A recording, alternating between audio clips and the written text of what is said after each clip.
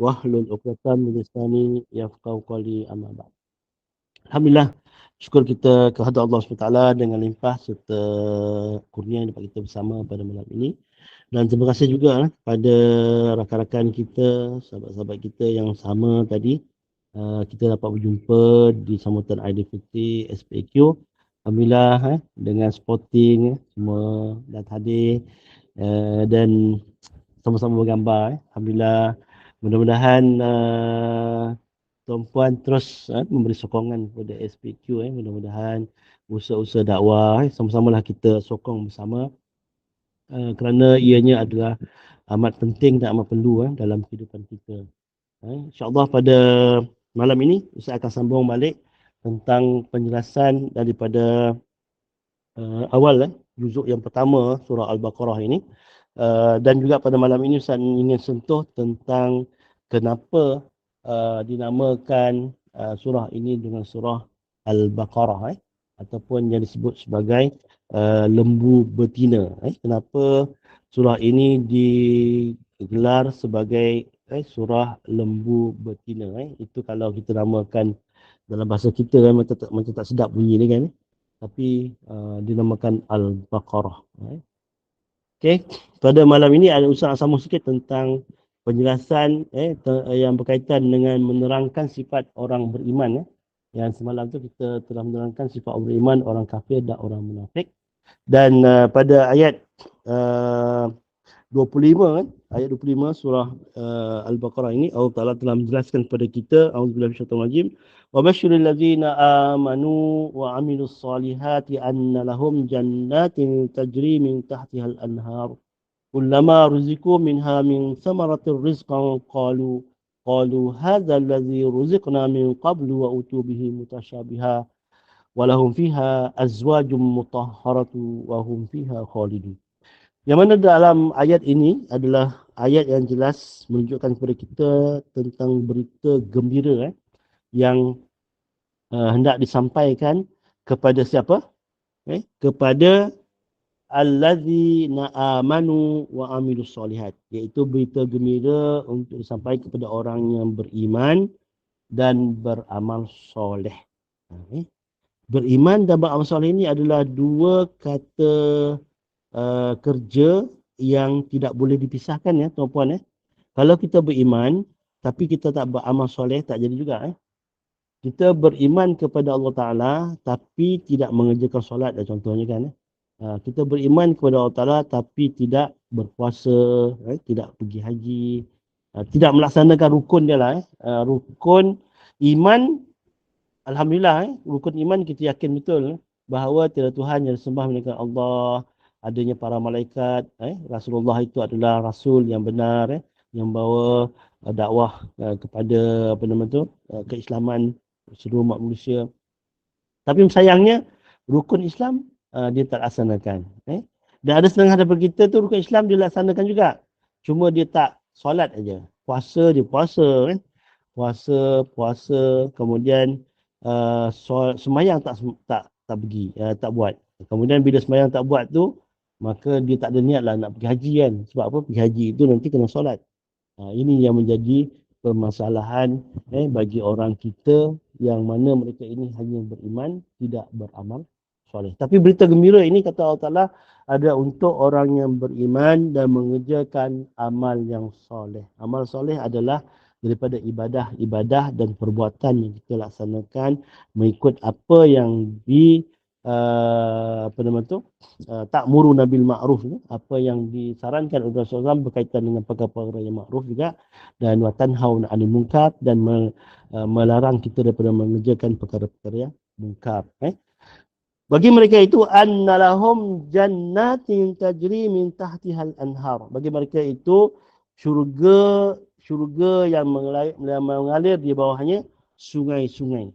Kullama ruziku minha min samaratir rizqan qalu hadzal ladzi ruziqna min qabl wa utubihi mutasyabiha. Kemudian setiap kali mereka diberi rezeki buah-buahan dalam syurga-syurga itu, mereka mengatakan inilah yang pernah diberikan kepada kami di dunia dahulu. Mereka diberi buah-buahan serupa. dan untuk mereka di dalamnya ada isi yang suci dan kekal di dalamnya selama-lamanya. Maksudnya nanti kita akan makan buah-buahan sama seperti buah-buahan yang ada di dunia ini. Tapi rasanya, Masya Allah, tidak ada rasanya seperti rasa sekarang. Contohnya durian yang paling hebat, durian Musang King. Kita makan, ya Allah, pejam mata kita menghayati dan menikmati rasa dia tu kan. Kita sampai kita pejam mata. Ini bagi orang yang makan durian lah, sorry lah bagi orang yang tak makan durian. Sorry lah bagi orang yang benci kepada bau durian dan tak suka dengan rasa durian. Tapi bagi mereka yang menikmati dan menyukai rasa durian itu, dia boleh kata ya Allah, hai nikmat dunia ni memang hebat. Nikmat, salah satu nikmat di antara nikmat-nikmat dunia. Itu dikatakan lah. Tapi bagi orang yang suka lah. Tapi orang tak suka, mereka akan muntah. Okay. Macam buah durian Musang King lah sebab suka durian kan. Bila kita menikmati rasa tu, ya Allah, pejam mata gitu. Sampai rasa mengeremang kita punya apa nama tu rasa di telinga kita kan. Oh sedapnya ya Allah. Tapi harganya pula mahal. Kita doakanlah moga mudah-mudahan durian yang sedap-sedap ini harganya akan jatuh kerana negara China telah pun dapat mengeluarkan dan kata orang tu menanam pokok durian yang sedap juga di sana, dan mungkin bila tak ada import daripada China lagi, maka durian akan jatuh harga. Itulah kita doakan lah. Tapi sebenarnya bahaya juga makan durian kan. Banyaklah. Okey. Tak rasa buah yang sama. Itu yang kita nak. Yang kita nak menikmati apa yang kita rasa dekat dunia ini, kita dapat rasa dekat syurga.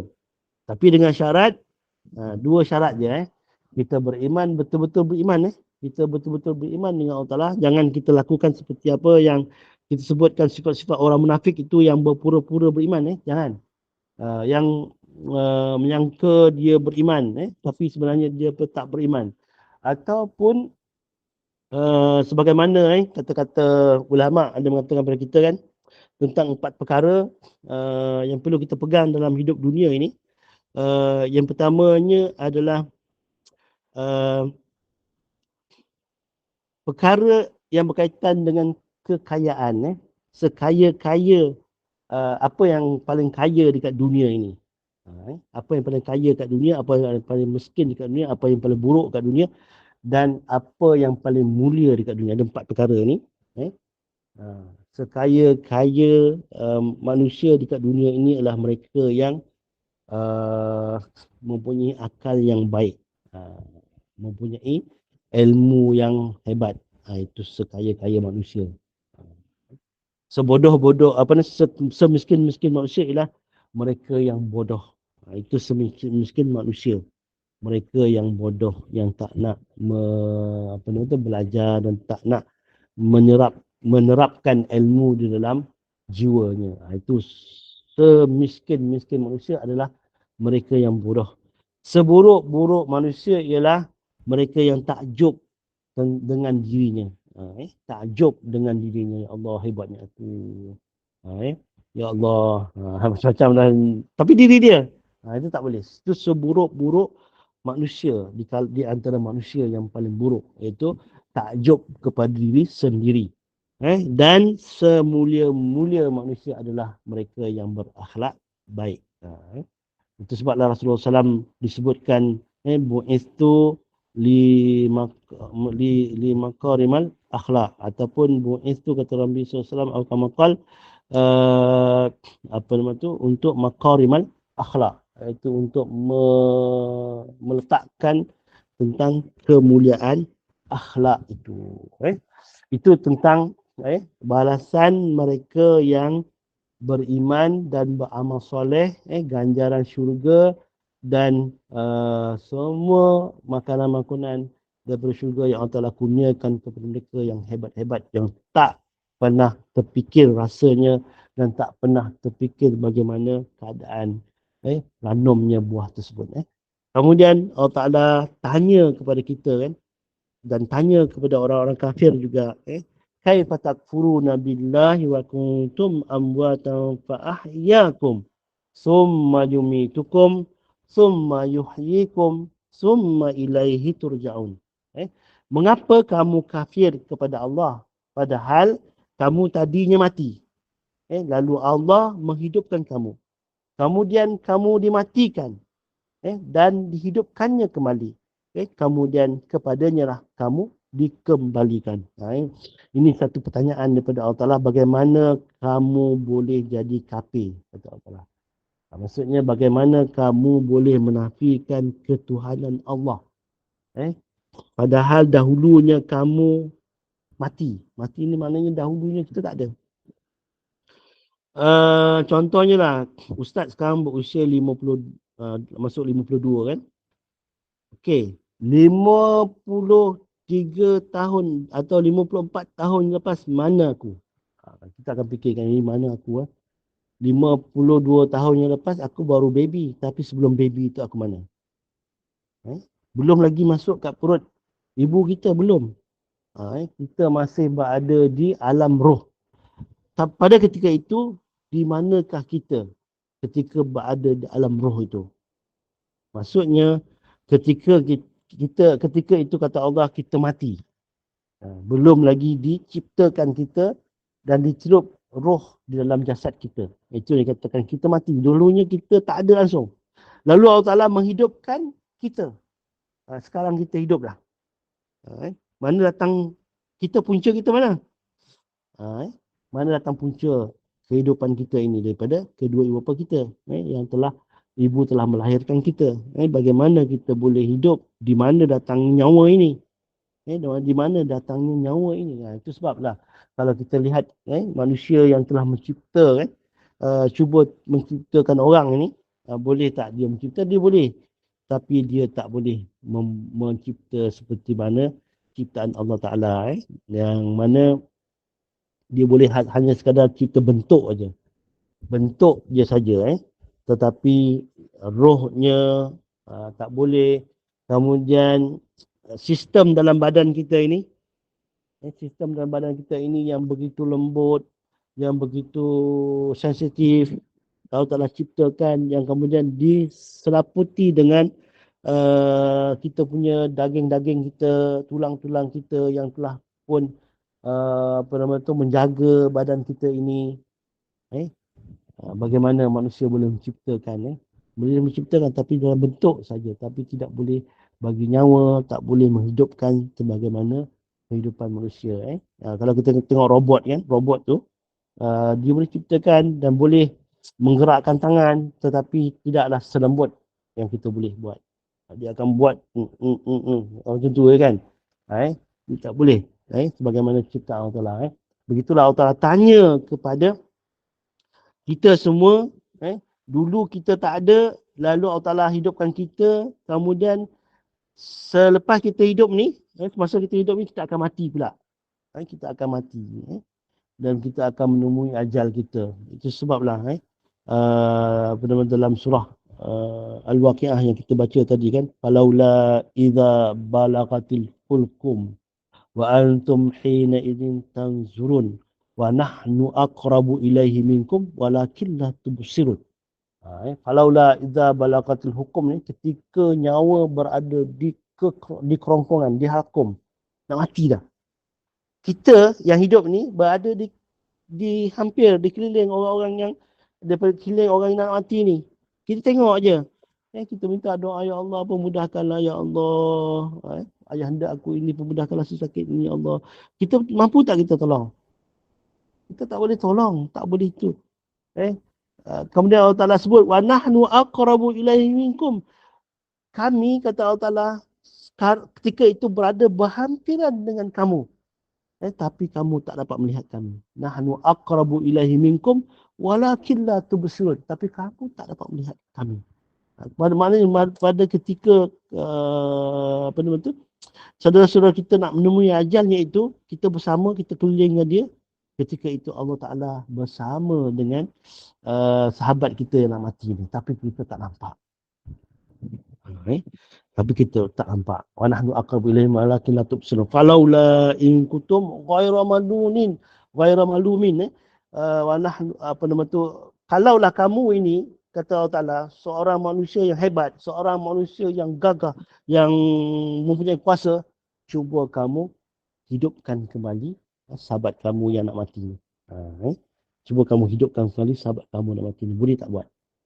Itu cabaran Allah Ta'ala kepada kita, mengenai kelemahan kita ini. Janganlah kita menganggap bahawa kita hebat. Janganlah kita menganggap bahawa kita ini di antara apa ni, tak perlukan Tuhan lah. Kita tak perlukan Tuhan. Kita dah kaya, kita ada duit. Kita nak apa lagi? Aku tak perlukan Tuhan. Pada ketika itu Allah Ta'ala cabar kepada orang yang sombong, yang bongkar ini. Kalau kamu hebat, ketika orang kawan-kawan nak mati itu, cuba kamu tolong dia dan kamu bagi nyawa balik kat dia. Boleh tak kamu buat? Itu satu persoalan yang kita tak boleh jawab. Mustahil kita boleh buat. Kemudian summa yumitukum summa yuhyikum. Setelah kita dimatikan nanti, kita akan dihidupkan kembali.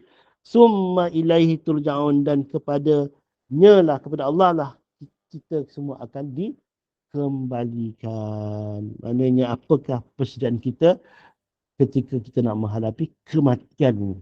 Itu yang menjadi persoalan daripada Allah Ta'ala. Hendaklah kita sedar bahawa kita ini bukan siapa-siapa pun. Kita ini bukan siapa-siapa pun. Kalaulah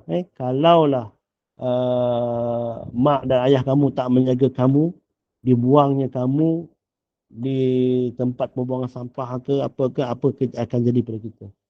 Betapa hinanya kita. Mungkin kita akan mati terus dimakan anjing, ataupun kita dikutip oleh orang lain yang tak mengenali kita dan menjaga kita. Dan kita tak tahu asal usul kita dan terputus nasab kita. Pada ketika itu, kita masih lagi nak sombong diri ke macam mana? Kerana apa? Semua kesenangan, kekayaan ini milik Tuhan. Dialah yang menganugerahkannya kepada siapa yang dikehendaki. Dan kalau kita bernasib baik dapat anugerah tersebut, maka hendaklah kita kembali kepada Tuhan dan kembalilah kepada Allah Ta'ala yang telah memberi kurnianya yang begitu banyak kepada kita. Kita kena banyakkan syukur. Walain apa nama tu, bila kita banyakkan syukur, barulah Allah Ta'ala tidak menyeksa kita.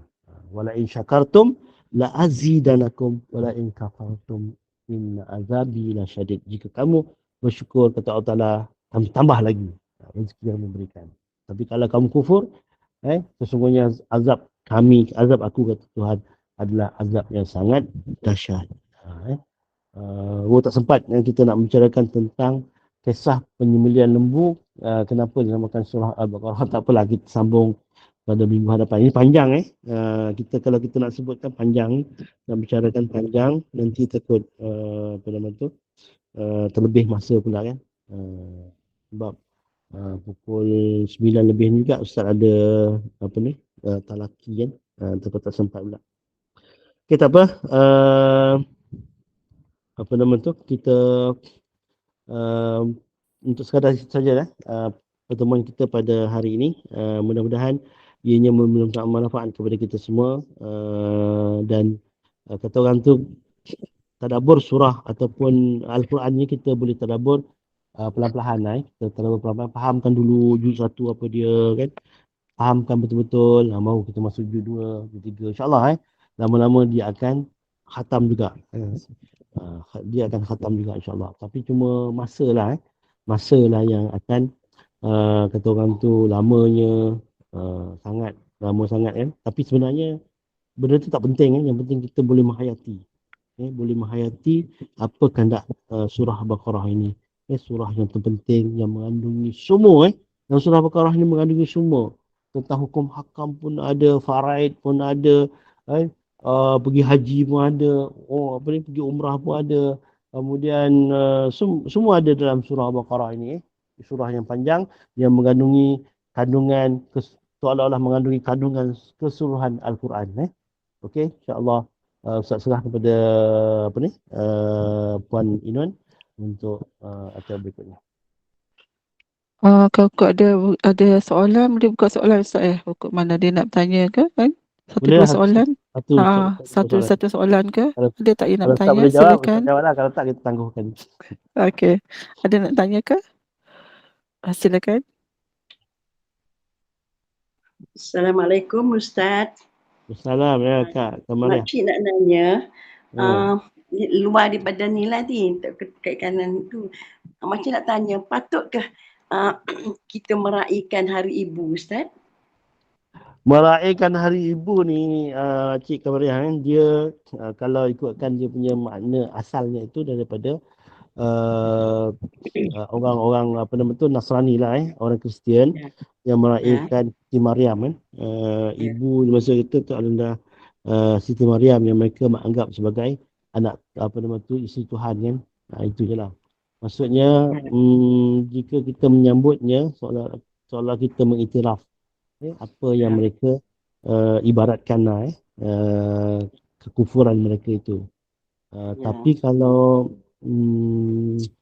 kita tidak langsung lah kan, kata orang tu memikirkan tentang asal usulnya, kita memang nak menyambut Hari Ibu bersama dengan ibu kita tu, ada juga fatwa mengatakan dibenarkan cuma jangan kaitkan dengan kisah asal usul sambutan Hari Ibu. Kalau kita saja je sambut kan, orang sebut Hari Ibu kita nak gembirakan hati ibu kita, tak apa, tak kisah. Dan jangan kaitkan dengan asal usul di mana Hari Ibu itu bila mulanya Hari Ibu itu disambut kalau mula Hari Ibu disambut tu itu apa nama tu dah tak boleh dah tu itulah mengikut orang orang kafir lah Ustaz, salah ke kalau Makcik Yah dia tak bagi anak-anak Makcik Yah sambut Hari Ibu? Sebab Makcik Yah cakap dengan anak, Hari Ibu ni sentiasa hari-hari. Hari Ibu ni sentiasa di hati hari-hari. Tak payah nak sambut. Tak apa ni, Makcik jangan cakap macam tu, sian anak. Dia kadang-kadang teruja nak ucapkan Hari Ibunya kan. Itulah Makcik tanya Ustaz tu. Dia kadang macam sambutan ni, kita kena ingat juga, dia tak boleh hari-hari kita nak ucap kan. Macam birthday kita lah. Sekali orang ucap birthday kita rasa apa? Oh, seronok lah kan. Seronok. Ucapan-ucapan tu surprise-nya sekali-sekala lah. Tapi kalau macam doa tu kena hari-hari lah. Doa kena hari. Macam surprise, hadiah ke, itu sekali-sekala je. Tapi jadi janganlah. Boleh lah kalau dia nak buat, nak bagi hadiah ke apa tu tak salah. Itu saya cakap. Tapi jangan kaitkan dengan usul Hari Ibu tu dari mana kan. Itu jangan kaitkan. Okey. Itulah nak Makcik Yah nak dapat kepastian kan. Terima kasihlah Ustaz atas penjelasan. Sebab budak-budak ni seronok untuk bersama dengan ibu dia. Kemudian menyambut hari Ibu ni, pergi makan-makan. Makan-makan pula bukan makan-makan yang biasa-biasa, makan-makan yang lebih sikit lah kan. Dan seronok. Kalau yang jauh tu dia hantar makanan. Kita sebagai ibu dan ayah pun rasa macam seronok. Maksudnya benda yang boleh mengeratkan lagi kata hubungan tu teruskanlah. Itu je. Tapi jangan kaitkan dengan asal usul cerita Hari Ibu tu. Terima kasih Ustaz. Okey, sama. Assalamualaikum. Salam. Alhamdulillah, jazakallah khairan kepada Ustaz Haji Haris atas perkongsian ilmu tadabbur surah Al-Baqarah ini, yang mana terdapat banyak lagi kisah-kisah serta tauladan yang boleh kita gali seterusnya pada surah ini. Dan apa yang penting, kesungguhan kita dalam mengamalkan amalan-amalan sunnah ini demi mendapat keridhaan Allah SWT. Dan Ustaz, kita tangguhkan dulu majlis kita ini dengan tasbih kafarah dan surah Al-Asr. Silakan Ustaz. Subhanallah bihamdika asyhadu an la ilaha illa anta astaghfiruka wa atubu ilaik. Bismillahirrahmanirrahim. Wal 'asri innal insana lafi khusr illa alladziina aamanu wa 'amilus shalihat wa tawassaw bil haqqi wa tawassaw bis sabr. Assalamualaikum warahmatullahi wabarakatuh. Terima kasih semua. Waalaikumsalam. Terima kasih Ustaz. Terima kasih Ustaz. Assalamualaikum warahmatullahi wabarakatuh.